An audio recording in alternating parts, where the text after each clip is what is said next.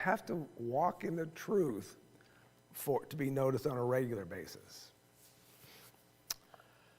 Okay, so then he goes on and talk about the good and bad examples that we as Christians can be.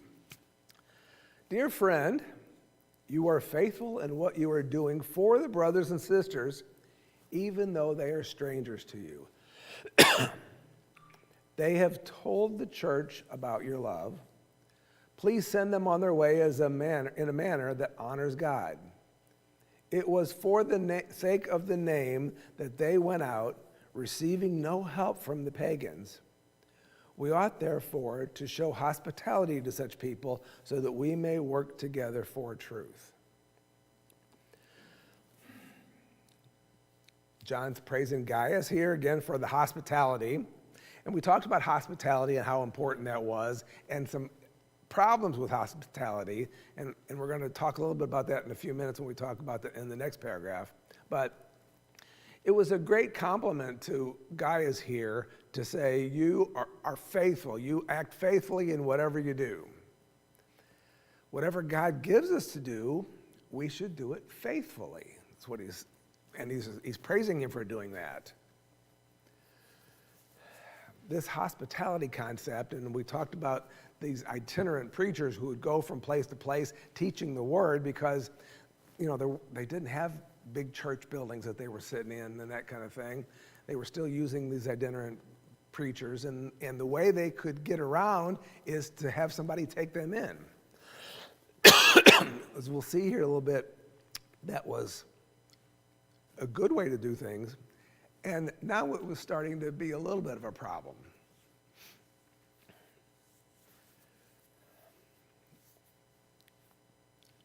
Faithfulness is what John is trying to get through here, is saying, stay true.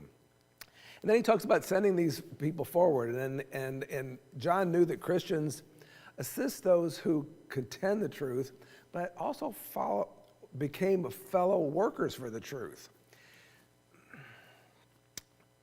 He's describing a whole network, I think, here of sending people out from this community. Gaius is obviously involved with teaching people to go out and be good Christians.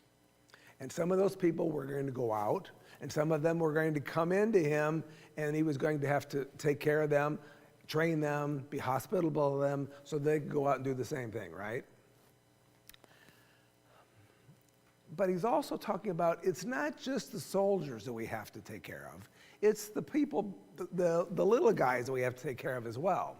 If you look back as far back as, Samuel, that we talked about a long time ago, if you recall that King David understood that these supply lines were just as important as getting things out to the soldiers. So when King David would win a battle, he would not only share the spoils of the war with the actual soldiers, he would also take care of those people who were helping out back home. He would take care of those who were in the supply lines and who were the transportation people. He understood that you don't just take care of those people who are out there on the front line. There were all kinds of things to do. And what's the message of that for us?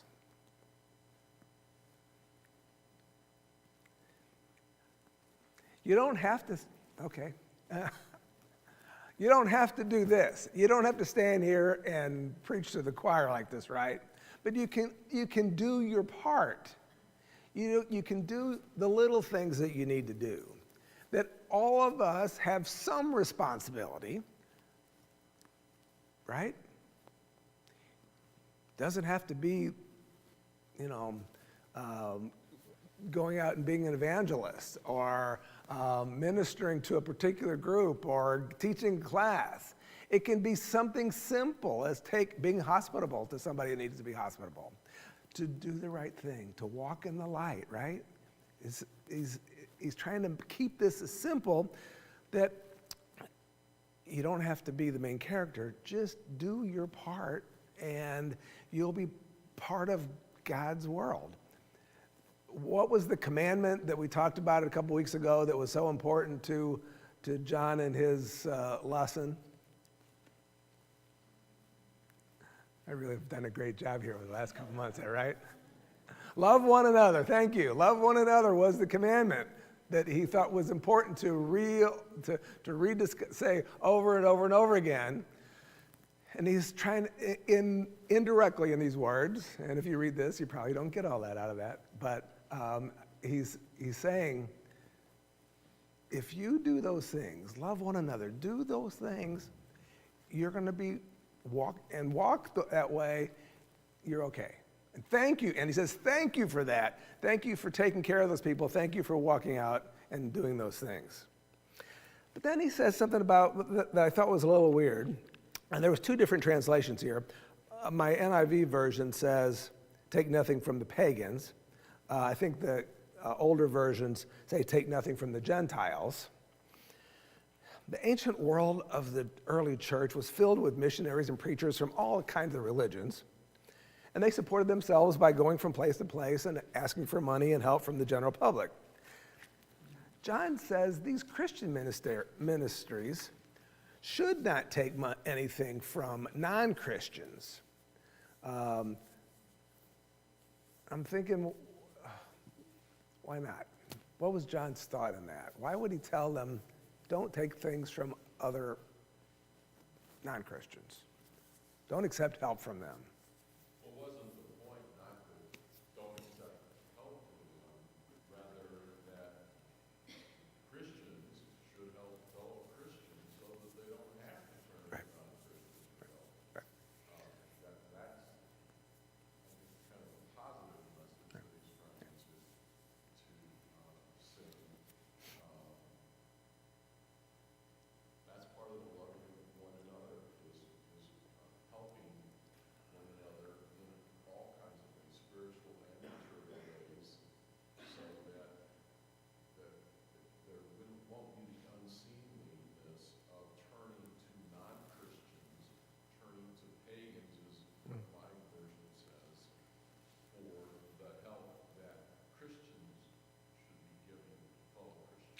Right.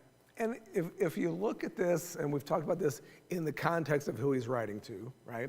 He's writing to people who he's trying to make sure stay true to the truth, that he doesn't get involved, that you don't get involved in these outside philosophies of religion that are causing problems in the early church. And while I think the number one thing, as Tony says, is make sure you take care of each other and stay with each other. At the same time, I think he's saying here, don't allow these outside forces to give you things to buy influence. How about this? I'm going to, we will house you in here, and we're going to have a discussion about religion, and we're not part of the Christian community. I think he was trying to make sure that you stay with the Christians and don't fall to some influence peddling by outside forces. We don't need that. We don't need that. Stay with your own group, right? And so then he turns at this point then to talk about this Diotrephes, who was apparently some church leader. He writes I wrote to the church, which I'm thinking he did in 2 John, who loves to be the first and will not welcome us. So when I come, I will call attention to what he's doing, spreading malicious nonsense about us. Not satisfied with that, he even refuses to welcome other believers. He also stops those who want to do so and put them out of the church. Dear friend, do not imitate what is evil, but what is good. So he rebukes a particular person by name, which is, as we've seen here, pretty unusual for John to do. So I wanted to find out who this person is. There's not a whole lot of writing about this particular Diotrephes, but he obviously had some influence over over a church that he's trying to get involved with, because John clearly has tried to get his message to this group. He apparently sent somebody with John 1, apparently, to this church and was rejected. So I'm thinking, why would he be rejected? And there could be a lot of different reasons. Different view on church authority, a different view on what was true and what was not true. There might have just been a difference of opinion or a personality clash between these two gentlemen, or maybe some of the above. It looks like that this person was either a head of a house church, and what was happening is these churches were starting to localize in houses, and some of the houses, and so you would need a bigger house to house as many people as you can get in here. As you can imagine, whoever's house that was and became the leader kind of became the important person for the locals. He could have also been, some people think that maybe he was actually given some official title to be a bishop type in an area and was kind of in charge of that area. So why then would he not want to let John or his people come in and talk? Any thoughts about why he would have rejected John's messenger to come in and talk to his group?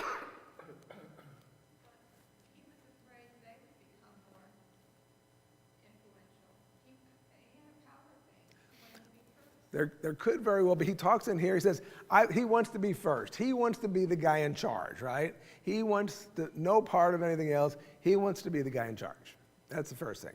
Pride, right here. Pride is one of the things that John thinks that this Diotrephes has. He doesn't want anybody stepping on his toes, coming in his area to bring their lessons.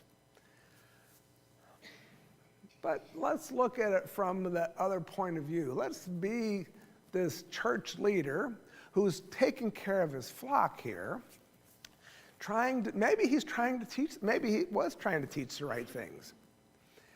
And I'm just told to make sure that I be wary of these itinerant ministers who are coming around from place to place teaching things. And I've decided, we're not going to have any of that. We don't need itinerant preachers anymore. We have me. I have the word from the Holy Spirit. I know how to teach this. I don't need these guys coming around teaching things because I'm not sure that we're all on the same page. So maybe he's making his guys, he thinks he's protecting his group of parishioners or congregation, right? Okay.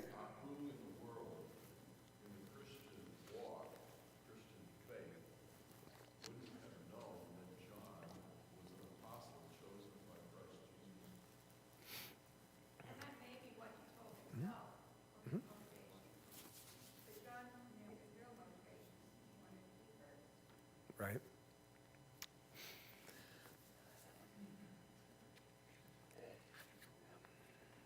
Yep.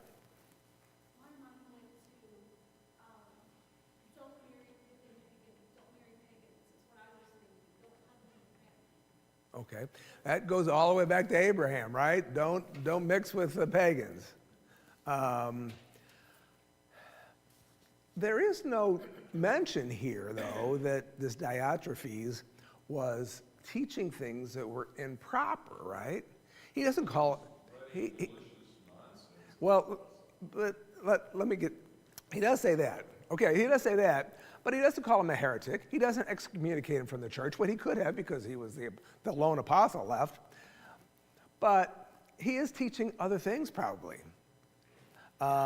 And so that's why he says, don't listen to him. So that we have a real power struggle here, right? He says, yeah, teaching these things, these malicious nonsense. Now, what I think he's talking about, this malicious process here, is not really what I'm talking about with the philosophy. He's talking bad about John. He's telling things about John. He's gossiping about John. And that's where the situation comes into a problem here. When he's talking about these malicious things he's talking about me. He's making it personal. What am I doing with my papers here?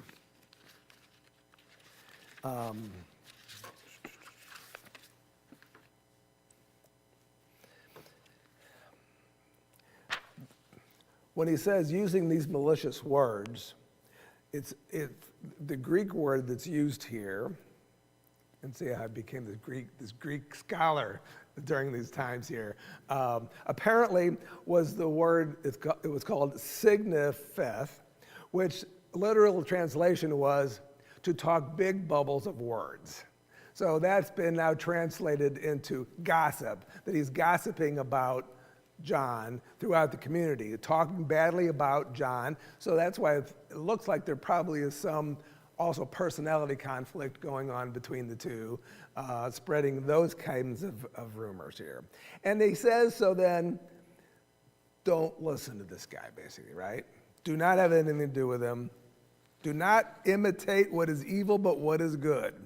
Anyone who does what is good is from God. Anyone who does what is evil has not seen God. So he's calling this guy evil. And he says, don't follow him. So let me push this a little bit here. Is John practicing what he preaches here? Is he doing the love one another? Is he saying we can work this out?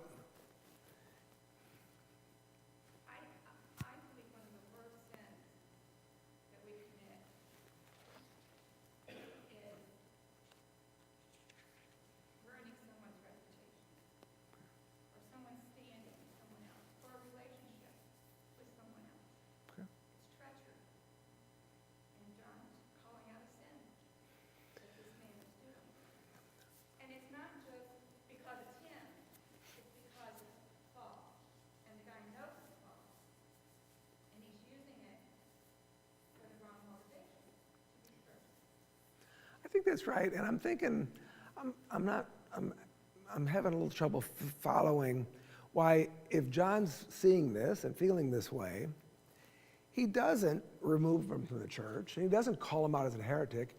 He just says, don't pay much attention to him. We'll let the people decide because they know the truth, and allows them apparently to stay as part of this church. And even though he's saying all these things, I'm thinking maybe he's still talking the truth here, Rudy.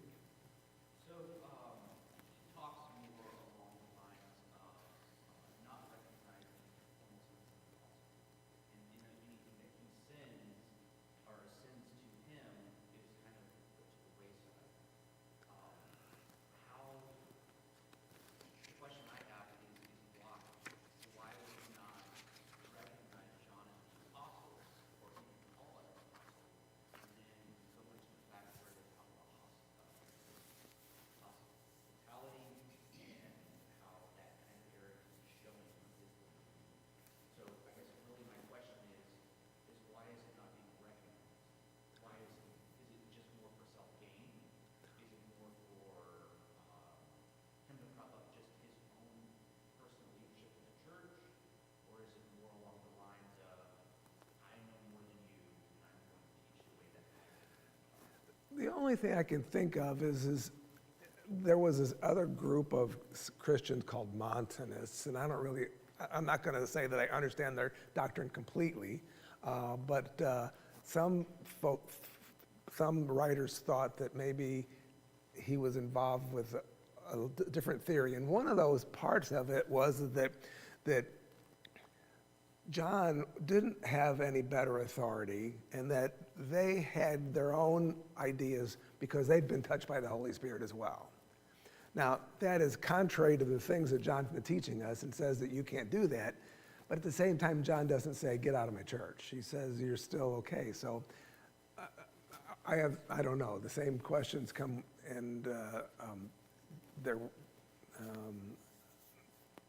that's a tough call. I think he was teaching untruths, but wasn't called out as a heretic or an antichrist by John.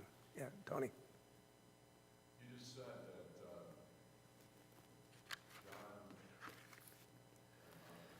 I'm not going to try to quote you. You suggested that John was not slamming what he was teaching. And my reading of this is that, although we haven't quite gotten there yet, there's a contrast between Gaius at the beginning, Diotrephes in the middle, and Demetrius toward the end. And John is holding up Demetrius and Gaius for the good. He's pointing out that Diotrephes ain't all that good.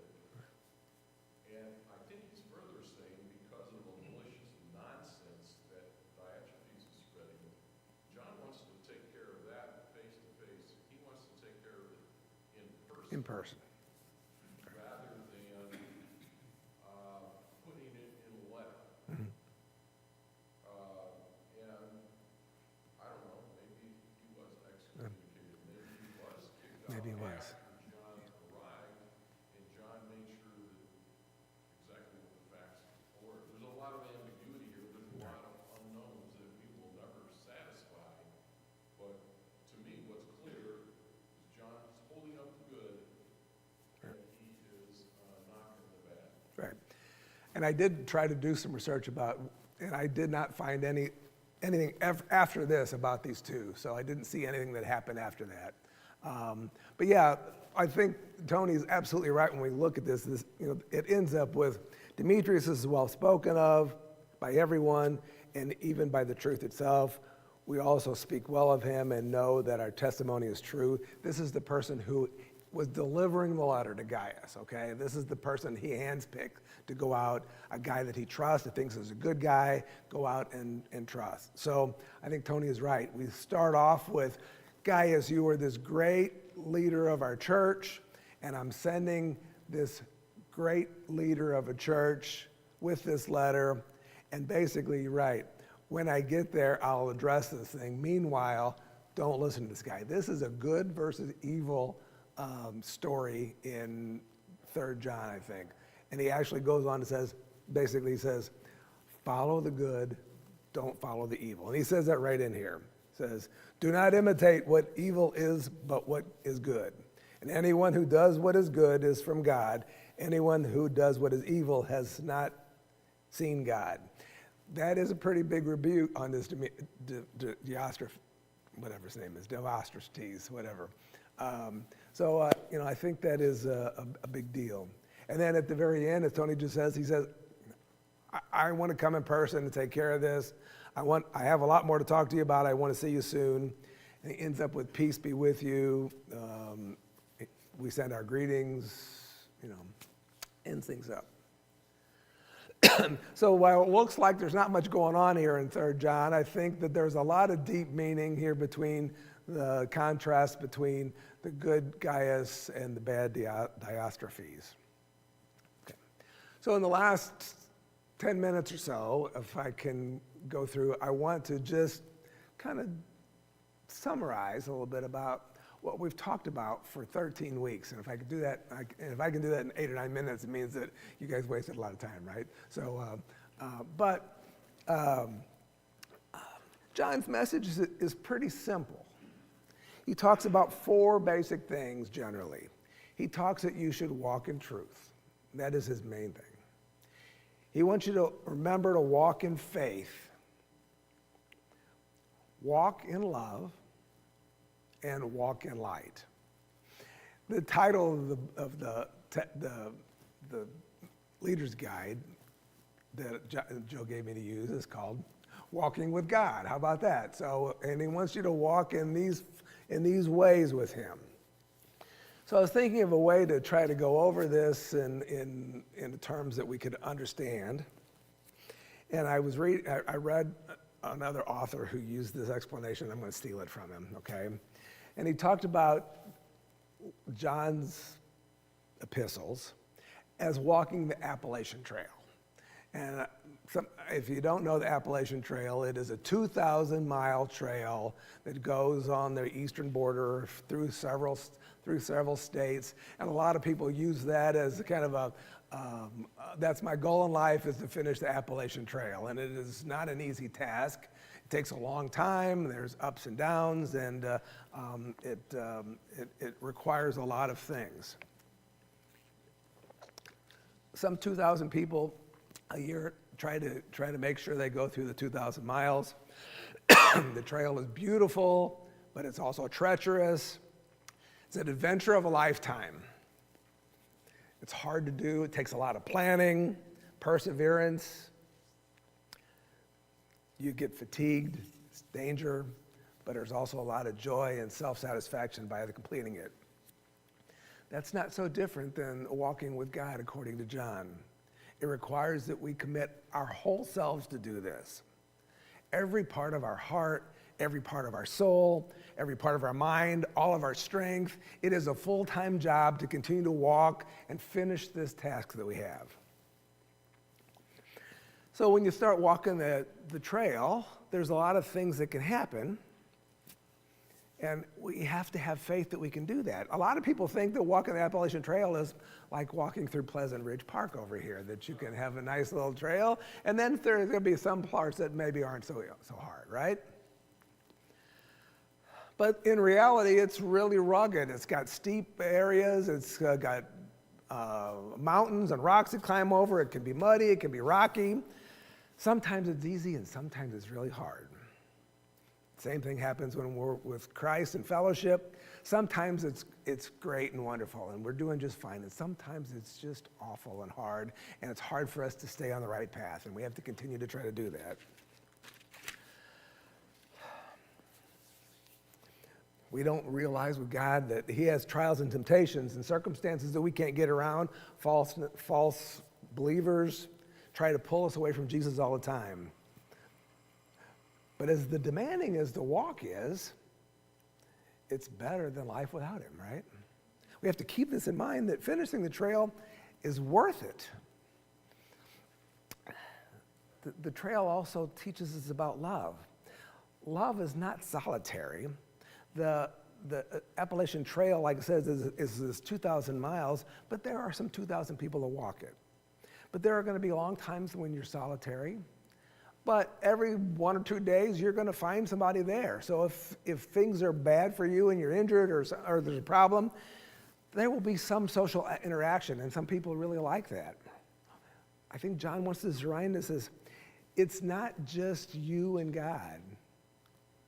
It can be from time to time, but that's not where it stops. You have to love one another. You have to treat others with respect and expect to be treated the same way in return. Christian life is not a solitary life. It is a community life, and we have to think that way and be able to count on each other and help each other out as well. And we have to walk in the light all the time.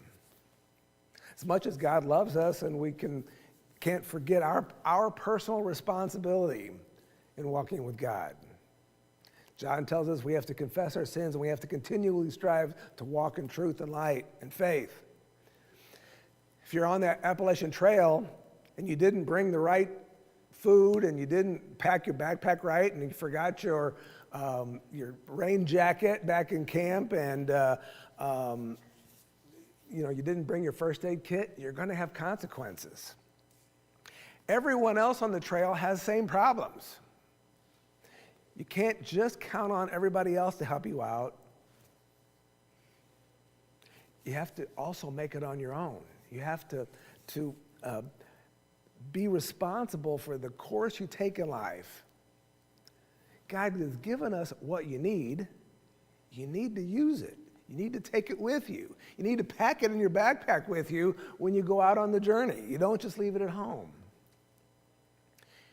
We have to have truth, we have to have grace, and we have to walk in both to make it all the way through.